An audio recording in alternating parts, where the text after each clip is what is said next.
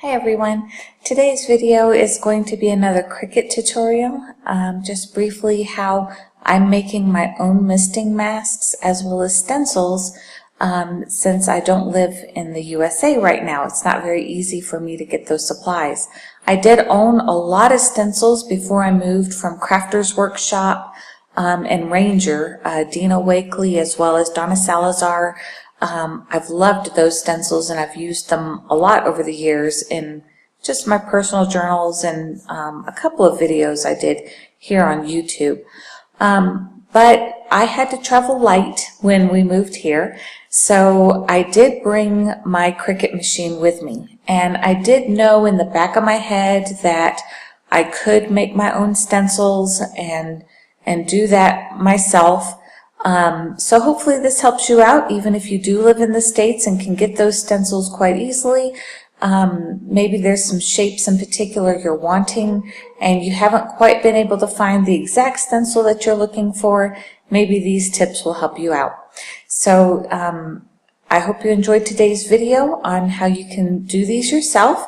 And at the end of the video, I'll show you a few examples on how to use it in like your Midori Traveler's Notebook or on a mixed media canvas.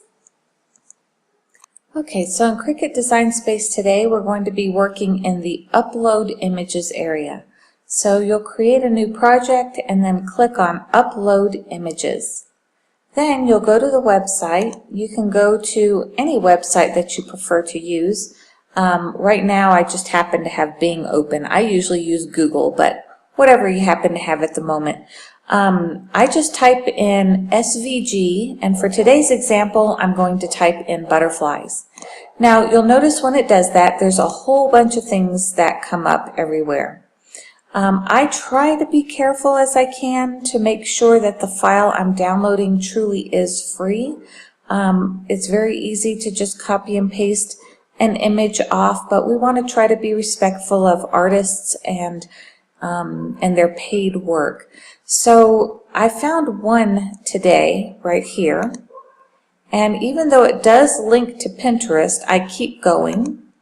So if you'll keep pushing on those buttons, it'll eventually take you to the originator. So you'll see for this particular image, it's melstamps.blogspot.com, and on her website, she does have this listed as a free butterfly silhouette.studio cut file, or also you can download it as a PNG.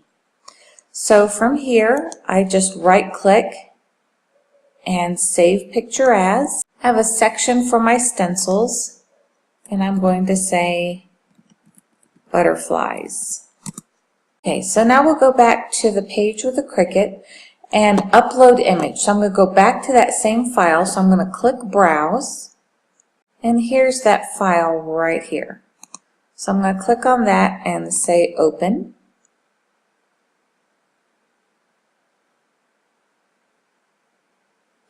Now just to have it as clear as possible, I'm going to go ahead and click Complex Image and go down here and click Continue.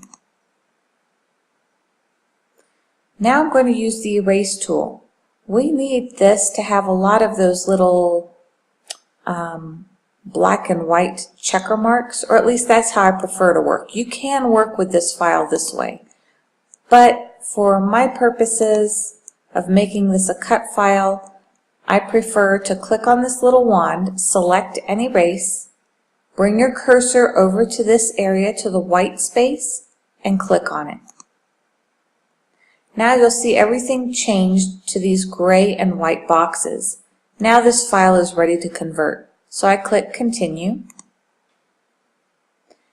Save as print and cut or save as cut image. For stencils, I'm only saving them as a cut image. So here, since I have so many, I'm going to go ahead and leave it as Butterflies 3, and I'm also going to call it Stencil. So I do the same thing in my description box. I call it Stencil and Stencils. There we go. And click Save. After you save it, it'll show up in your uploaded section right here. So I'm just going to click on those butterflies and click Insert Image. What that does is it puts it right on your mat and it's ready to cut. Now, you can leave it like this. Sometimes what I prefer to do though is I want it to kind of look like a stencil that I can already cut out. You can just put it on your mat just like that. Put a piece of chipboard or cereal box or cardstock right on your mat and click go, and it will work that way. Let me show you. See, it automatically puts them on the mat ready to cut. But what I usually do is I insert a square around my item. That way it just feels a little bit more like a stencil to me. I kind of do a few extra steps. You don't have to do these. You could stop just where I showed you right here, or if you really want to save your project as a stencil that you can just easily print and cut at any time, you can do these additional steps. So I created a square here. I usually make it a different color just so I can see what's going on. And then this I will move to front, put it on top, readjust the size however you want. Then I highlight everything and I click slice. Now what this does is it cuts out a whole bunch of different pieces from both layers that you have going on here, but in the end this is what I get. So I delete out the others and I just keep this, and I like that because then when I hit the go button, you'll see it will cut out the square for me and it leaves my images exactly how I had them placed and sliced. So it doesn't rearrange anything on my stencil. So I really like that, and so I end up saving it. And I'll just call this one Butterfly Stencil. And click Save. So now I can go to that project at any time, and if I want bigger butterflies, I can make this square larger and cut those out. If I want smaller ones, I can make them smaller like this. So now I'll show you what materials I've used to cut out misting masks as well as things for stencils.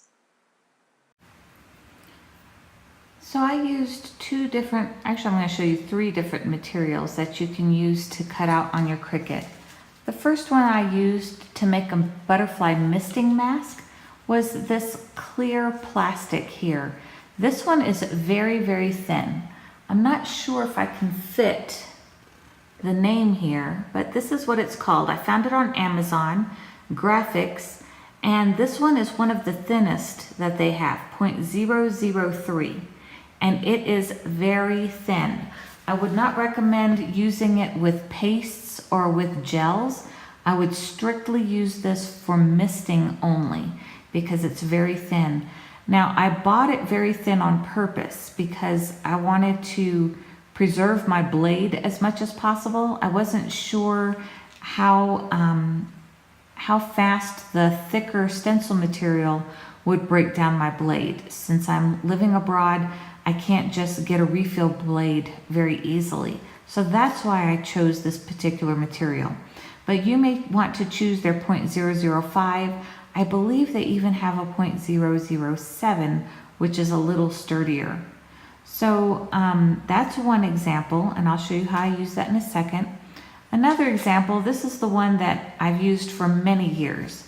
I'll just cut out of a cereal box because it's a very thin chipboard. I don't know the exact weight, but it is thinner than some of the other chipboards or cardboards that you'll purchase.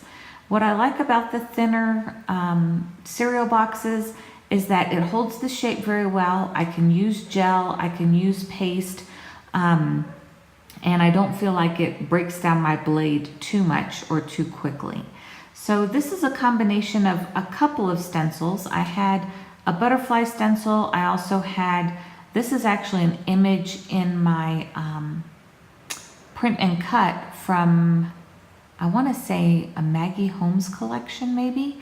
And so I just put that in here and used it as a cut file instead of printing it.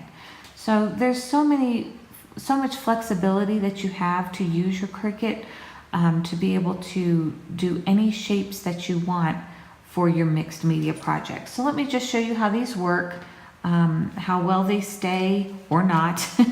So let's go ahead and tape this one down with some washi. This is some actual washi that I'm going to be using on this page. This page is going to have some butterflies from a little town that we went to called Mindo, Ecuador. I had mentioned it in my last video. But when I use this thin of material, I go ahead and use a little bit of washi tape just to kind of hold it in place, because I know it's going to move on me, especially when it's in a book form like this. It's just going to run away from me. I just know it is.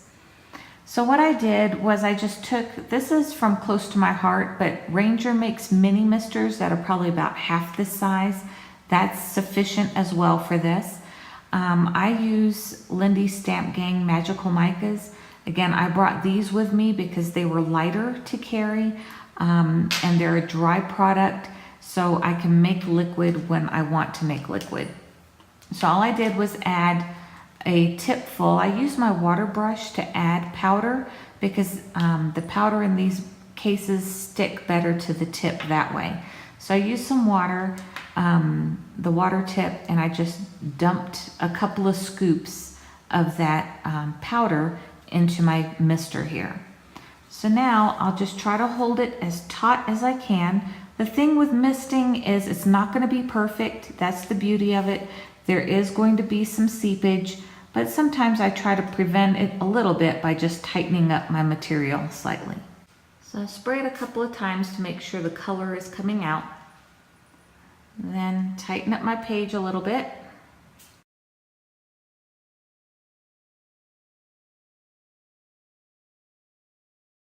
Before I move it this time, because of the way my book is laid out, I'm just going to go ahead and blot so things don't move around too much.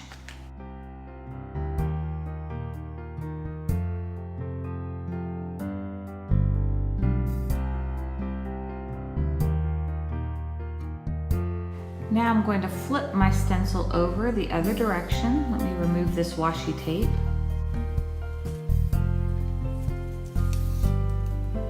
So I'm going to flip my stencil, let's see here. Yeah, going the opposite direction and just a little bit, where do I want to place it? I want it to overlap a little bit, maybe like so. Tape it down again.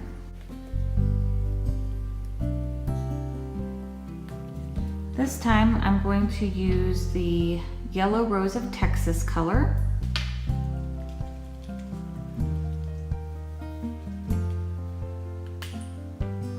Same thing, I'm going to take a paper towel, spritz a few times to get the color going, and tighten it down.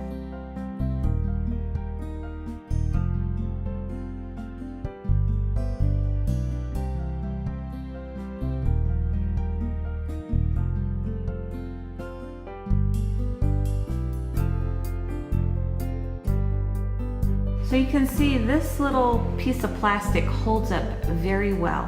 How I store it is I keep this little piece of washi tape on it, and I just store it on top of a piece of cardstock. It can be colored or white, whatever, and I just store it like that so that I can remove it and use it again. Makes it really easy. So you can do both pages with it. I'm going to add just a little bit more, and then I'll show you how I use the other stencil with some mixed media paste.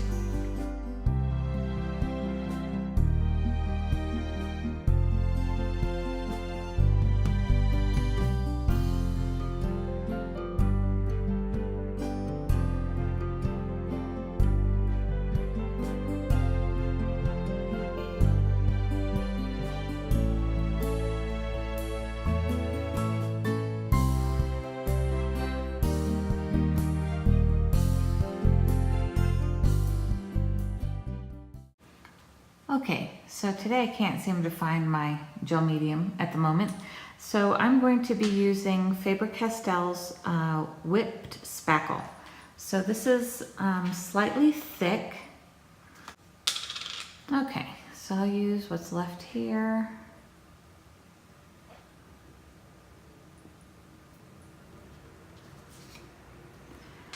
This stencil has been cut slightly larger than the butterflies that I have down on my page already.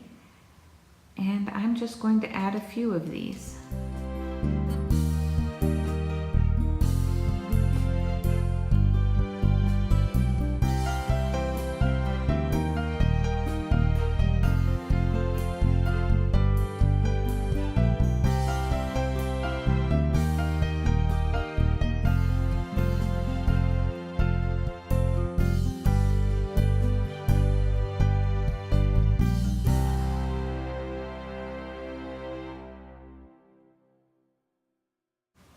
So this one, I'm just going to let that whipped spackle dry, and you'll see it adds a nice dimension to your page. You'll get to see me finish this layout in a future video. Again, this is going to have some pictures of some butterflies that we took. I'll also use some gelatos on it once everything dries. But I wanted to give you an idea of how you can use it for mixed media backgrounds, but also backgrounds within your Midori Traveler's Notebook or on your scrapbook pages, all from just cutting simple files from your Cricut machine. So you don't always have to buy stencils if they're not readily available, or if there's other designs that you see online, you can download those and cut those into files. You can search under SVG. Also, another way to get great black and white files to be able to use is search for vectors. The same way that I did, just click on images either in Google or on Bing or whatever search engine you prefer, and you'll be able to find a lot of images that you can use on your Cricut as well as your Silhouette Cameo. Thanks for watching. One more thing I wanted to show is how to set your dial for the depth when you're cutting out your material.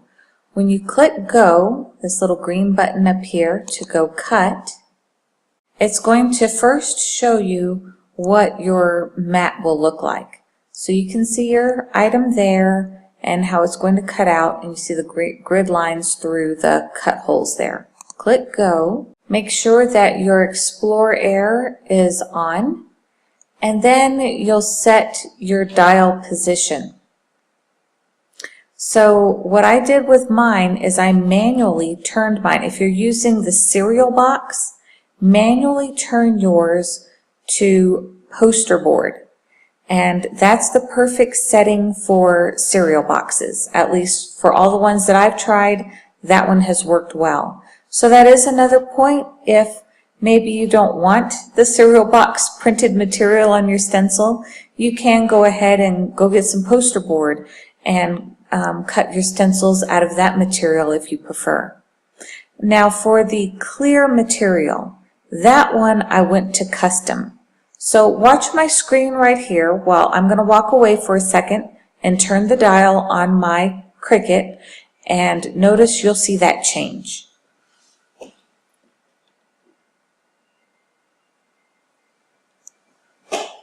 Okay, so you saw that change, and now it'll tell you the depth of different materials. And this is what's really fun because it kind of gives you a mental note of how thick certain items are versus how thin. Adhesive foil, and a lot of these give you different measurements. For example, cardstock, glitter cardstock is very nice and thick. If that's what you want to use. Now let me see if I can find again what I used for my clear plastic. Okay, so I think when I went down the list, the smallest auto setting that I saw on here was this paper parchment 0.04. So I believe that's what I went ahead and used on that graphics clear stencil material that I ended up using. But of course you can do it to any of the settings that you think would work for the type of material that you've picked. So it also has this one for notebook paper. That's another weight. The 0.07 is another weight that I know Graphics makes that clear plastic in. There's also another setting for transparency. Transparencies are nice. They are thicker. I have used those before on my Cricut as well, and it didn't seem to eat up the blade too much. In retrospect, I should have just picked up some transparencies and brought those with me. But anyway, I hope that helps you out. All you do is select which thickness of material that you have.